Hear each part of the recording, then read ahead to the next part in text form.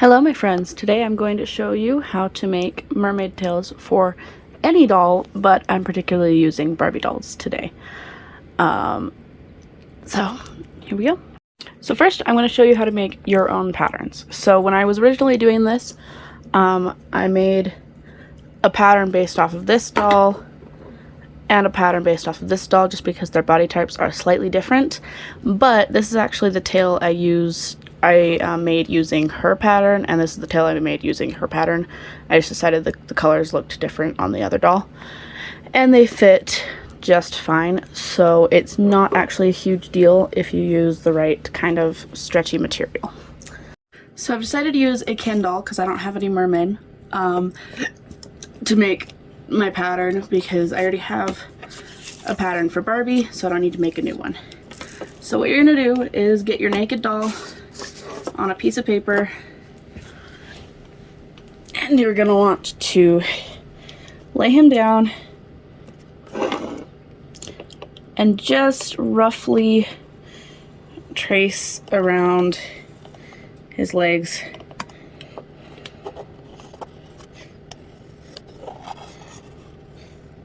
It's working too well. Hard to do sometimes. And then once you get down to the feet, you'll just want to kind of do a little bit of a curve at the bottom, and then fix it up. I did too many lines on this side, so I'm actually going to trace them again, just to get more accurate.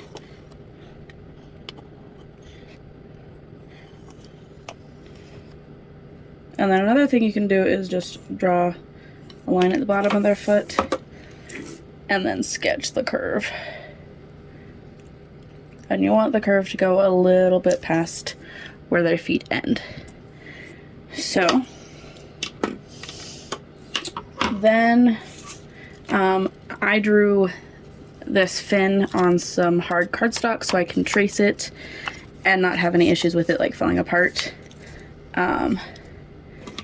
And what you want to do is put your doll back on there and just kind of line it up where you want the fin to be. We'll do about that. And then just starting where you ended off with your tail, you trace the fin. How I drew the fin, because I'm not like the best artist in the world, I found a fin that I liked on Google Images, and then I traced that on regular printer paper, tweaked the design and the shape how I liked it, before I then traced it on the cardstock and cut it out. So that is your basic pattern, and you do not need to add a seam allowance as long as you are using a stretchy material, which I have this material. I don't really actually remember what it's called. I bought it yesterday, but it's nice and stretchy, maybe like a t-shirt material, or, which is what I did with my other two, is an old swimming suit. You can either buy these at thrift stores or use one of your own. I'm gonna make Ken a black mermaid tail, I think, just because I'm not sure if I want him in such colorful. I don't know. We'll see. But now cut out your tail. And I added a little bit of a seam allowance, I guess you can say. Added a little extra. So just like cutting it out a little bit like around it, not right up against it, works really well.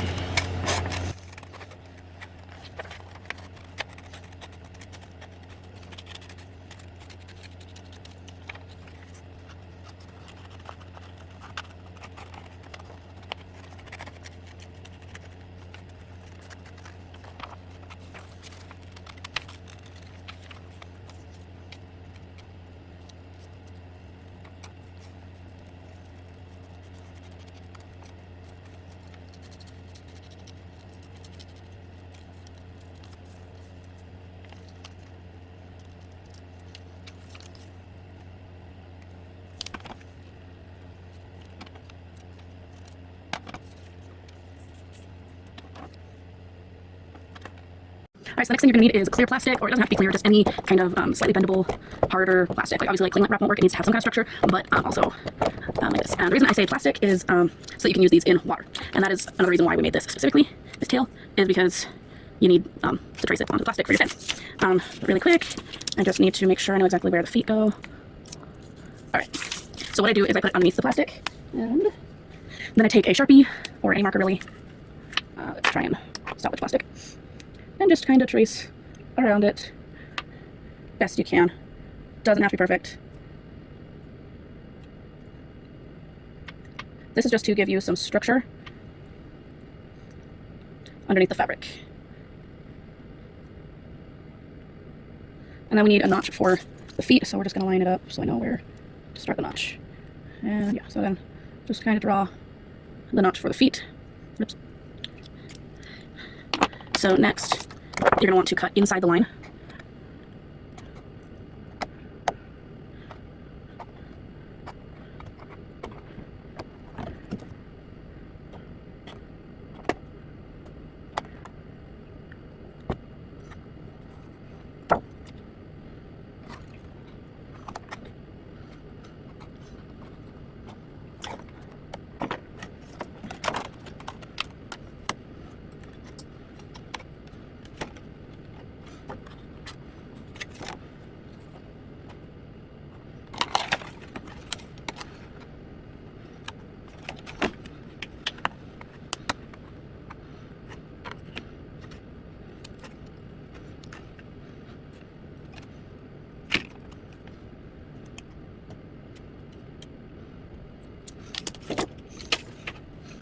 So now you've got the fin, here, do that.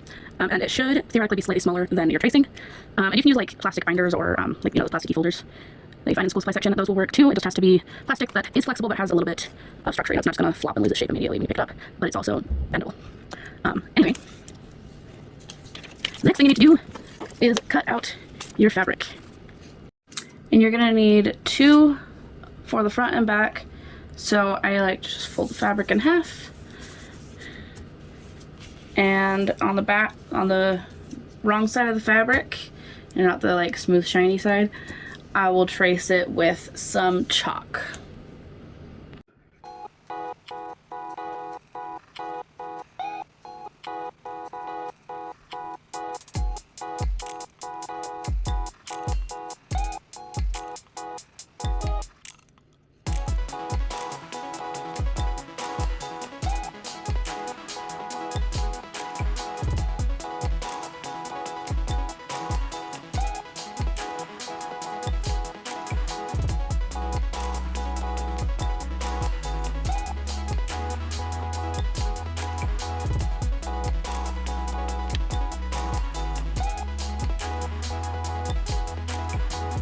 Once it's all traced, I've now added some pins to keep the 2 pieces together. Now we are going to cut it out on the outside of the line.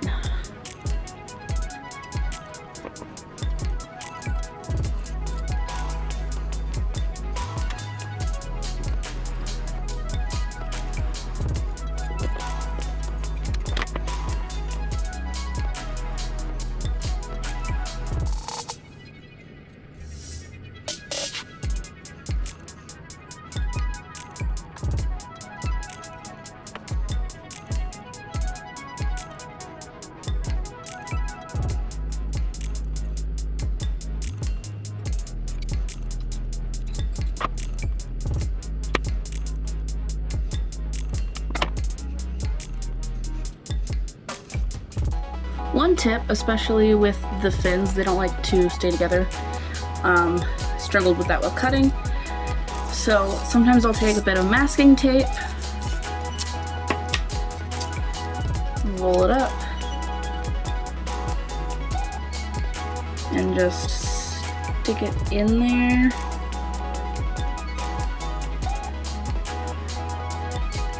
To keep the fins together while sewing it. And even if you sew through this, it rips really easily. That's why I use masking tape and not like regular clear tape or something like that. And I don't know if you noticed, but I left a little extra past where my line is. up here. Just might do a little waistband, I don't know. I think I tried that.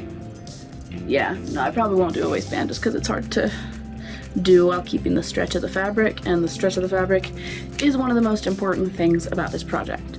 So now what we're going to do is we are going to sew along the side, leaving the bottom open, and then sew back along the other side. So obviously leaving the top open and leaving the bottom open so we can get the fin in there. Alrighty, so now we're gonna turn it right side out.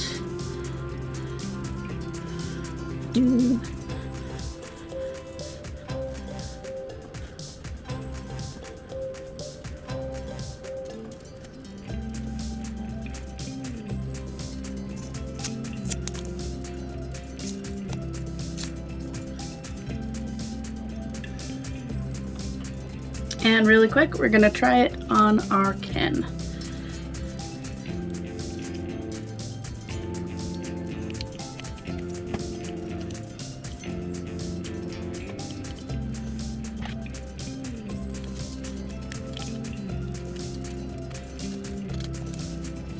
This is why stretch is so important, because it can be a real struggle to get it on.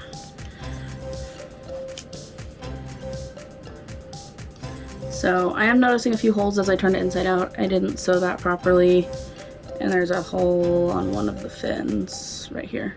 So I'll probably hand stitch that, just because it's kind of hard to see those kind of mistakes on the machine. So let me take this off,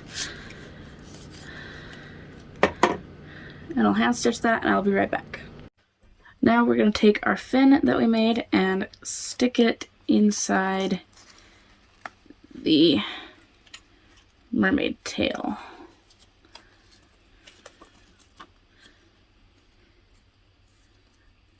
And stitch that close. I'm probably just going to do it hand stitching, just because it's kind of hard to do that bit with a sewing machine. Alright, I kind of did a messy job just because I'm tired, and hand stitching is not my favorite. But next I'm also going to sew along the edge of the plastic fin right there so that the plastic cannot damage my doll's foot. And here is our mermaid tail. Thank you guys so much for watching, and remember, you're never too old for dolls. Bye!